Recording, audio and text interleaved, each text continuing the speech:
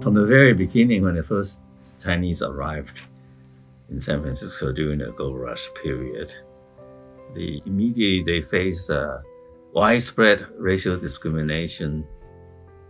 And of course, the city and the state tried everything that they could do to try to expel Chinese from California and from San Francisco. So needless to say, you can't find job, you can't get into school, and when you get sick, they won't accept you. I mean, it comes down to that.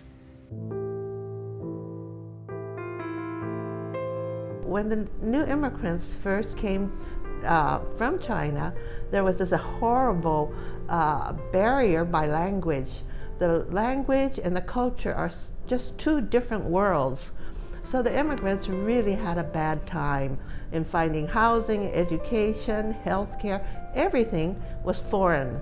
But thank goodness in San Francisco, I heard there was a Chinese hospital that was so unique in that someone told me that it's a private, one-of-a-kind hospital that spoke only Chinese to these immigrants.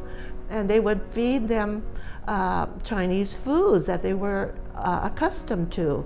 And they had Chinese doctors who could speak your Chinese language, your dialect.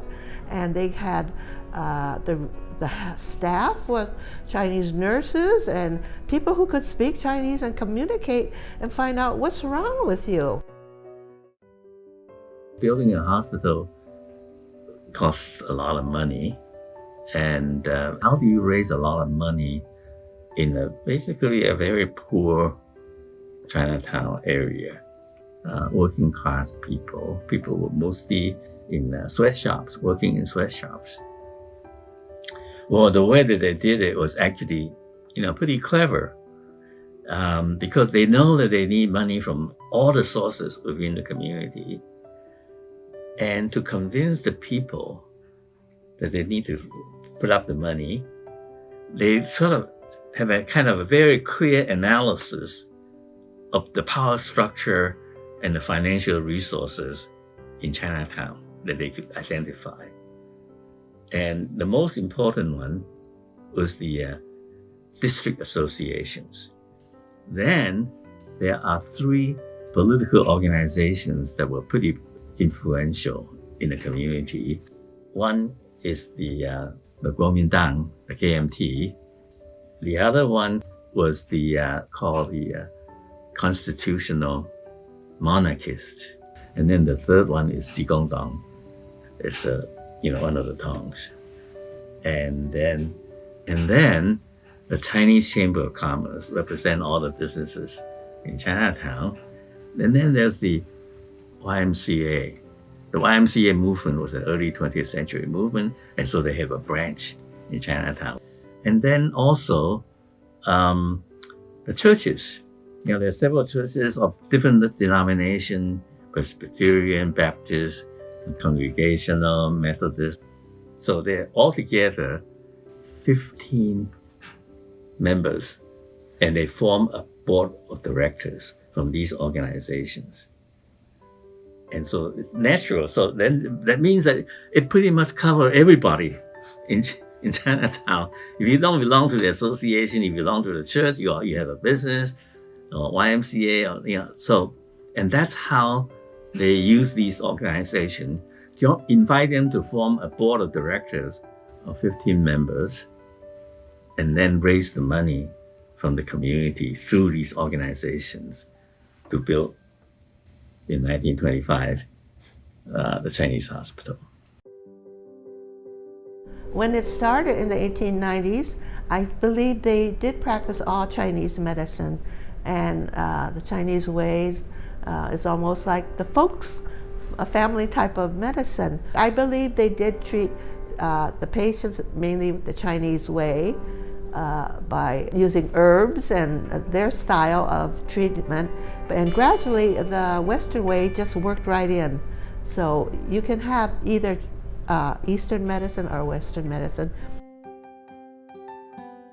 Chinese hospital is a part of all of our lives.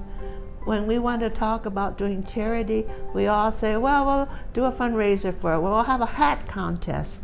We're going to have a beauty contest. Oh boy, do we get into trouble if we try to get a beauty contest. But we get contests like who can raise the most money, and then that's pretty solid. You just count the dollars and make sure it goes into the administration of this hospital.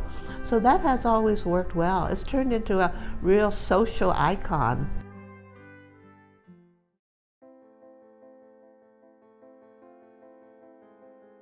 The key to understand Chinese American experience in the United States is the idea of exclusion.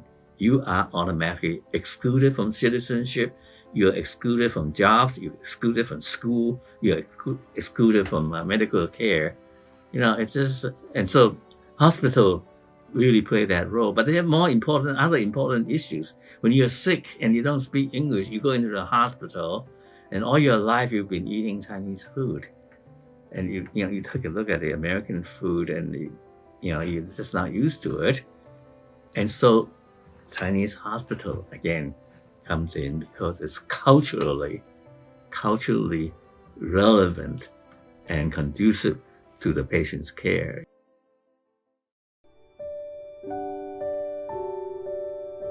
Today in all the Chinatown is the old generation, the old people, the old person, and the new immigrant live there, and they have their low income, and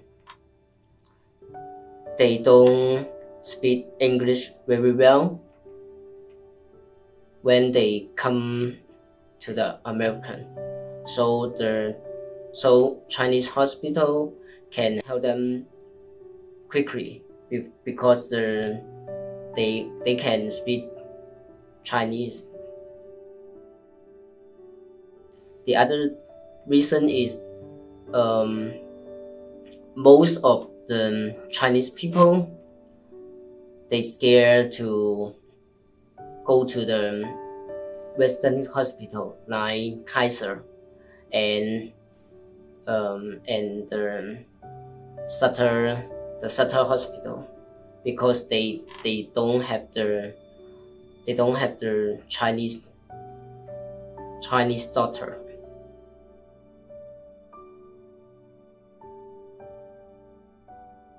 Is there a future to Chinese hospital? I would say it's kind of tenuous. I think the Chinese hospital in the last 3 years has been in a crisis.